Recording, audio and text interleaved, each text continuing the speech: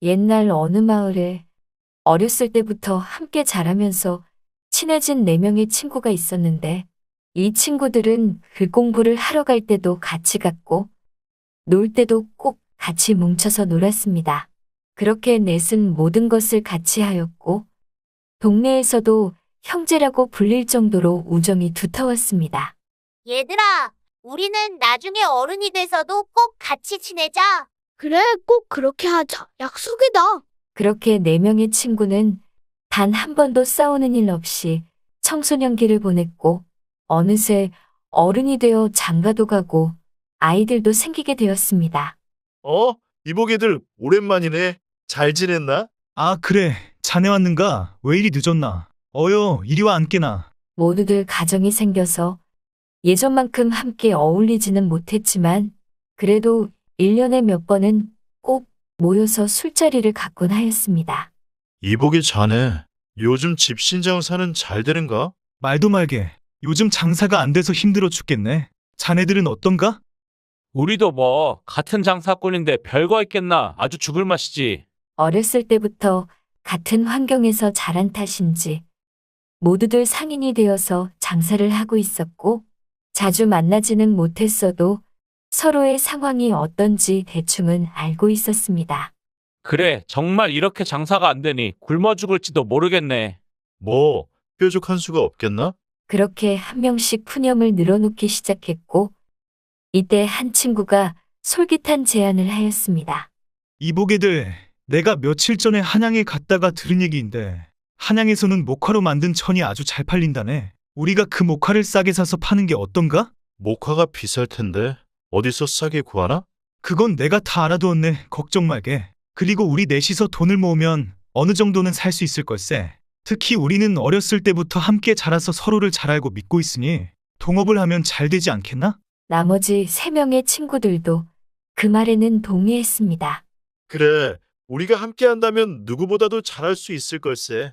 친구들은 함께 한다면 어떤 것도 두렵지 않았고 자신 있었던 어린 시절을 회상하며 모두 동업하는 거에 찬성을 하였습니다.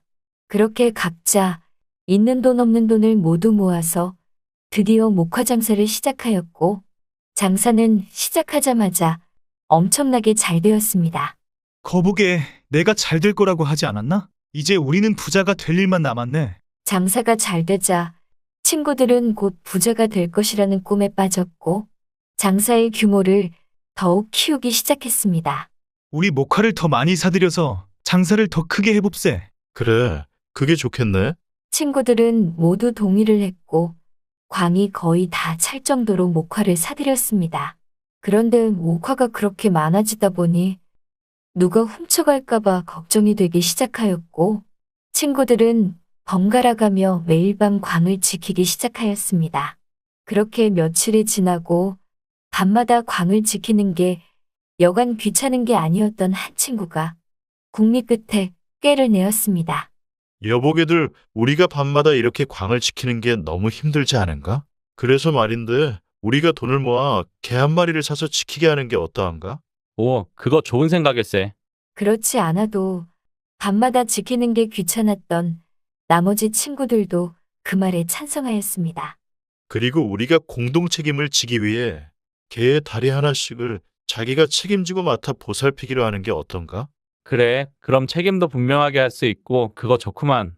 모두는 그렇게 하기로 정하고 개 한 마리를 사서 광을 지키게 하고는 자신들은 더 이상 광을 지킬 필요 없이 편안한 밤을 보내게 되었습니다.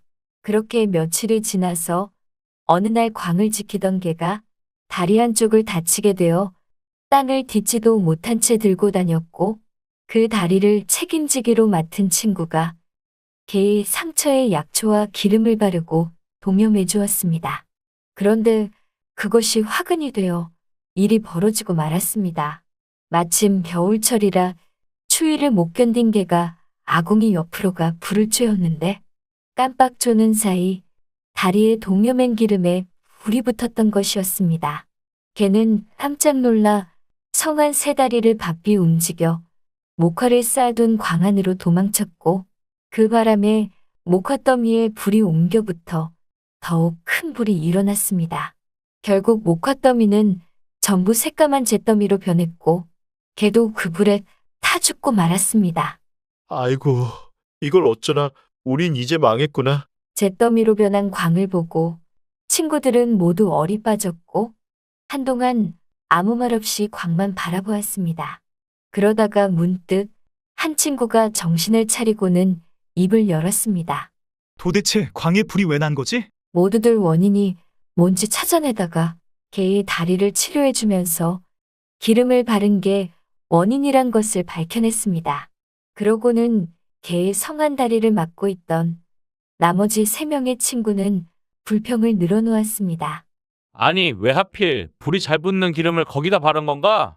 3명의 친구들은 아픈 다리를 맡았던 친구를 추궁하기 시작했고 책임을 져야 한다고 주장했습니다.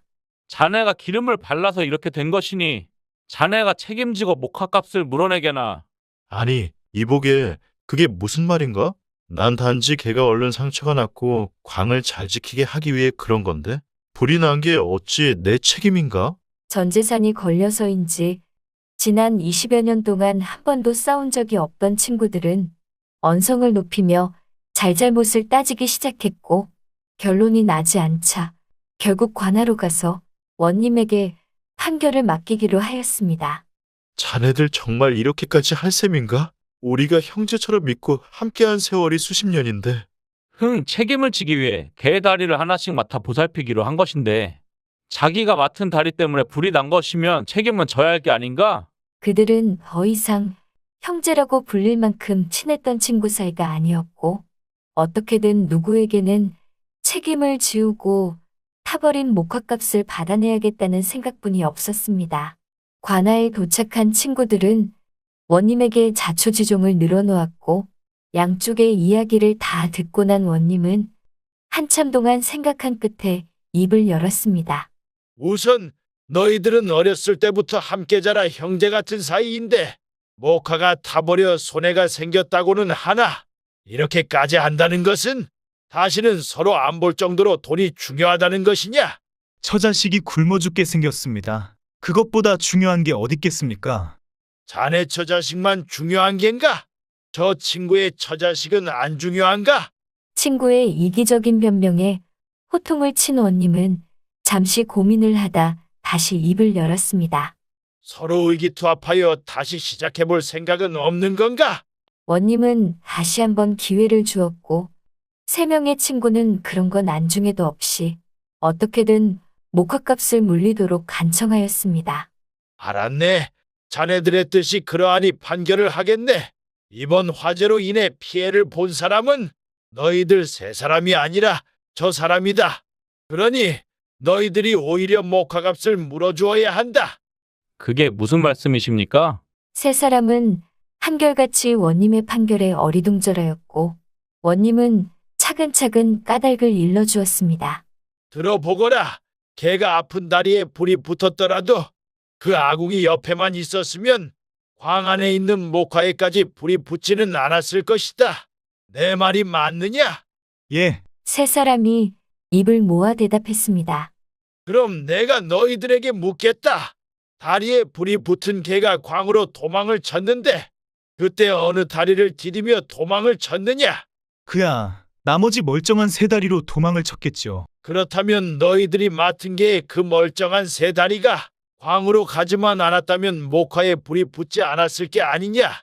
그러니 광에 불이 난 것은 너희 3명이 맡은 그 멀쩡한 3다리 때문이다. 그러니 목화값을 저 사람에게 물어주도록 하거라. 아니, 이게 원님의 명쾌한 판결에 3사람은 꼼짝없이 목화값을 변상해 줄 수밖에 없었고 목화값을 변상받은 친구는 다행이라 생각하면서도 한편으로는 씁쓸해하였습니다. 그리고 마을에서는 더 이상 4명의 친구가 함께하는 것을 볼 수가 없었습니다. quack quack